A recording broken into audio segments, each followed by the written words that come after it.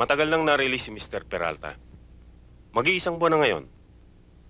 Inurong na ng misis niya ang kaso laban sa kanya. Sa pagkakaalam ko, nasa States na silang mag-asawa. Salamat ho.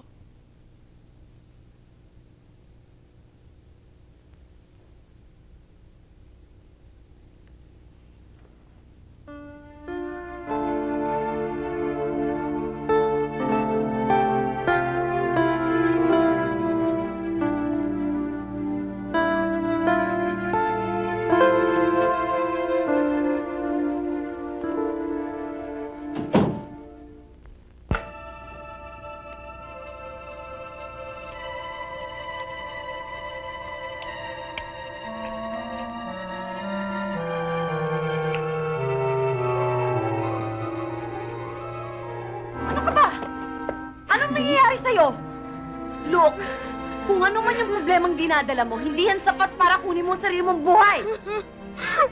Sandy! Ano ba? Sandy! Tama na. Sandy, tama na.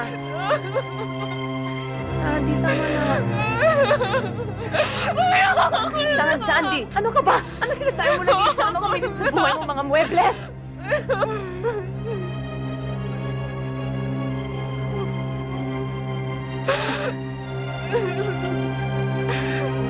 Isa na lang ako. Tahurag kami, ano kami rito?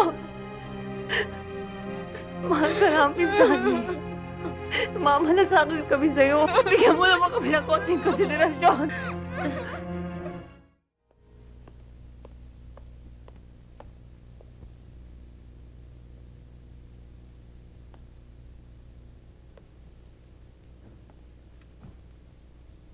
Kumusta? I'm okay. Ikaw? I missed you. Sandali lang, ikukuha kita ng mainom.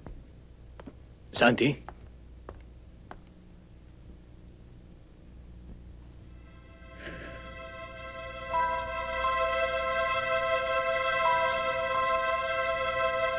Did you miss me? Matagal ka ng patay para sa akin.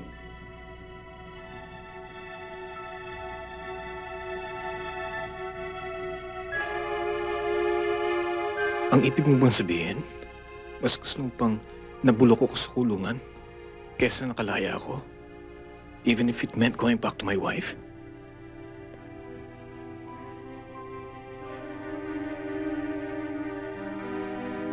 Malaya ka na ba talaga? Sinubukan namin magkasundo sa States. Pero wala rin nangyari. Hanggang sa tatanggap din niya na wala talaga mangyayari sa amin. We're just staying together just for the sake of the kids.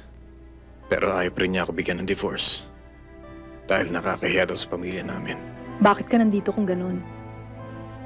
Paano ka nakatakas sa kanya? Wala na siya magagawa. Pumayag siya makipagbalikan ako sa'yo. Bali, 6 months ako rito. 6 months naman sa States. Hindi ba magandang arrangement, John? Sinasabi ko na nga ba? Hindi ka pa rin malaya. She just took you from one jail to another.